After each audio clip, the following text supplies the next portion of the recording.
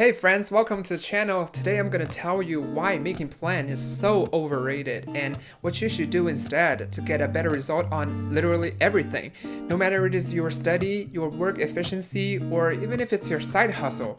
If you want to achieve more, watch this video until the end. You'll find out what exactly you should do. And I'll leave the timestamp in the description down below. Feel free to skip to any part that interests you. So without further ado, let's talk about this. So I discovered that on a lot of social platforms, people often talk about the importance of planning things, like constantly emphasize on making plans ahead of everything. But the discussion on how to make actions and the significance of making actions is talked relatively few. In my personal experiences, even with a lot of long lists, plan everything out, I always fail to achieve some tasks that should be done on time. In a long time of self-questioning and seeking for a solution, I came across a book. So the book pointed out that only making plans is far from enough. The key things to get things done is taking actions.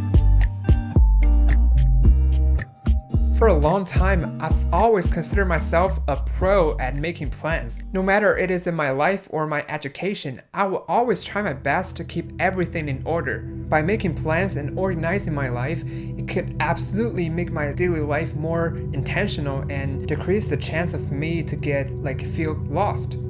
So I applied for a computer science minor in the second semester of my junior year. At the beginning of the semester, because the course was carried out in another campus which is kind of far away from the one that I lived in at the moment. So I decided not to follow the professor's lead and instead I planned to study on my own. Throughout the whole semester, I didn't even go to one class. I didn't attend one single lecture. During the semester, I was constantly thinking about actually learn this subject, but I rarely sat down to actually did the work to study it. So when the final test approaches and piled up with the many other exams, I cannot handle them. I have not even touched the textbook 2 days before the test. At last, even though I crammed for the exam for 48 hours straight, I still screwed the exam and I got a terrible GPA on that subject. So what is the real reason that I have been thinking about this final test the whole time, but in the end, I still don't have enough time to study it? I'm so confused.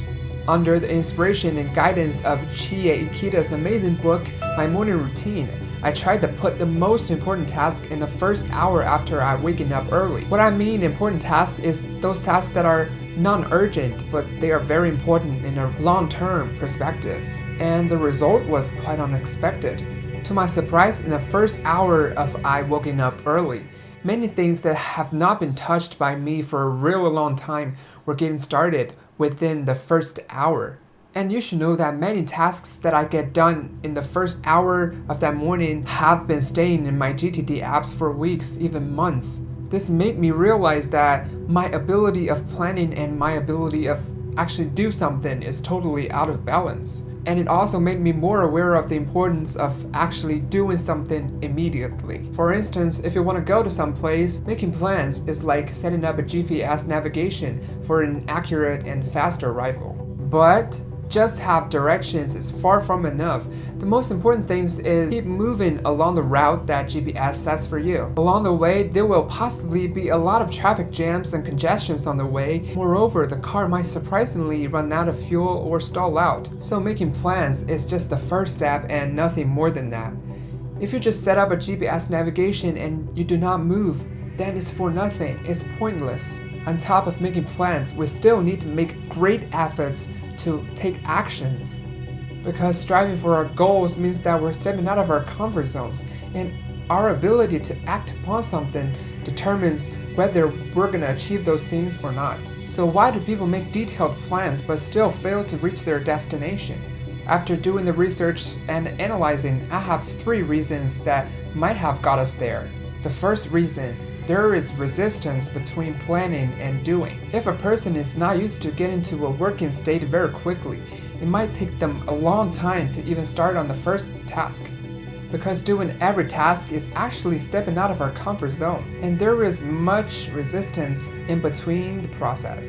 After planning and preparing to do something, we always still fail to take the first step, and this resistance zone is often referred to as procrastination.